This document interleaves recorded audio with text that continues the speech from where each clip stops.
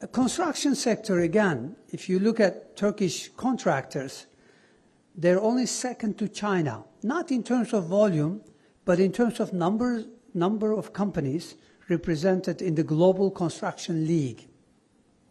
And if you look at the last 50 plus years, or around 50 years, Turkey has completed, Turkish contractors have completed more than $500 billion worth of projects in 136 countries. So again, why don't we work together? Not only in the region, not only in Turkey, but also in third countries.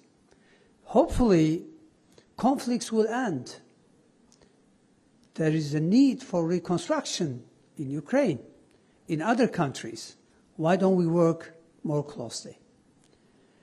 Again, in certain industries, Turkey has developed. One area where we think there's also upside is defense industry. Thanks to our NATO allies that occasionally withheld, provision of certain products, we developed our indigenous industry. There's always a blessing in disguise. There's a silver lining in all clouds. That's what they say. Her şeyde bir hayır vardır. That's the translation.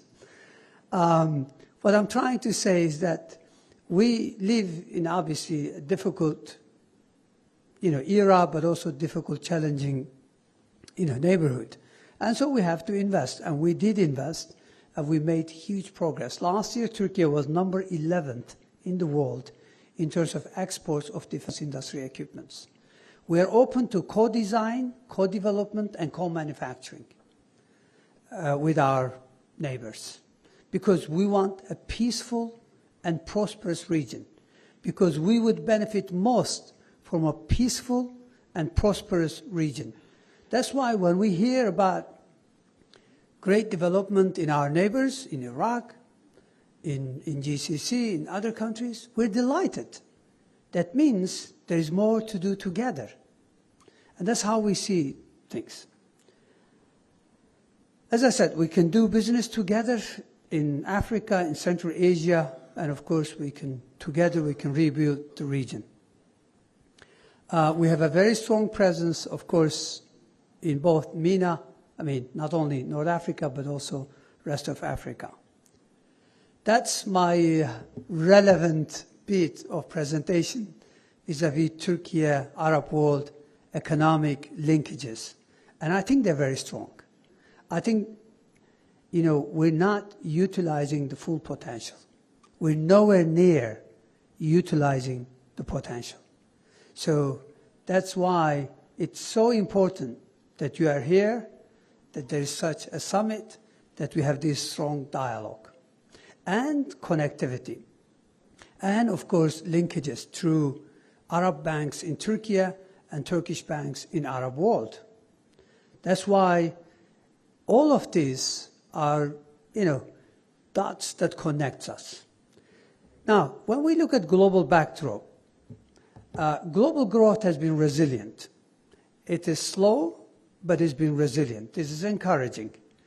The good news is, in 2024, we expect a recovery in our key trading partners. Global disinflation is well underway. There's discussions about how difficult it is when it comes to the last mile of disinflation, but it's happening. And that means easier financial conditions in coming months and quarters.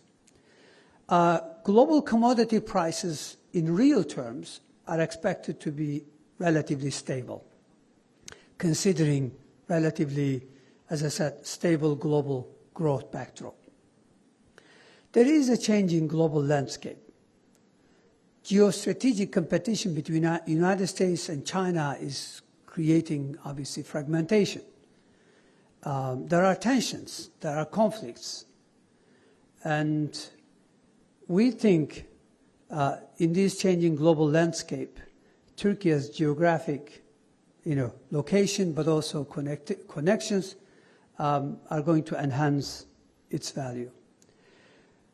I'm not going to cover in details, but as you can see, our key trading partners are Europe, accounts for 51%, and of course, MENA region, 21%. And the recovery in 2024, 2025 is going to be relatively strong, and therefore, hopefully, our exporters can take advantage of this. Disinflation is well underway, so Turkey is an outlier, but we'll get back there. There's going to be a bit of disinflation as well, monetary easing, sorry. And as I said, global commodity prices, after post-pandemic peak, seems to have stabilized in real terms. The good news also, markets are ignoring geopolitical noise or geopolitical tensions. There is the red line, of course, depicts Geopolitics Acts Index, which is a proxy for geopolitical tensions, and markets have been, the stress in the markets has been relatively subdued. When it comes to Turkey, we do have a program, and our key policy priorities are attaining price stability, strengthening fiscal position, narrowing current account deficit, and structural transformation, which includes, of course, twin transformation as well as a new industrial policy. Inflation in Turkey, unfortunately, is high, but it's going to fall because we have a program to disinflate. And this is the path, the way we see how inflation is going to trend down. We've had this 1 year of transition, and now we are into disinflation period. Usually it takes time. So over the next 3 years, we'll continue to bring inflation down, and this will unlock value. It will help expand companies operating in Turkey, expand their multiples. Monetary policy course correction is largely done. As far as fiscal position is concerned, again, last year, because of earthquake, we had a sizable deficit. But excluding earthquake, the deficit was only 1.6% of GDP. We're taking additional measures in addition to last year's fiscal consolidation. We've recently announced spending cuts.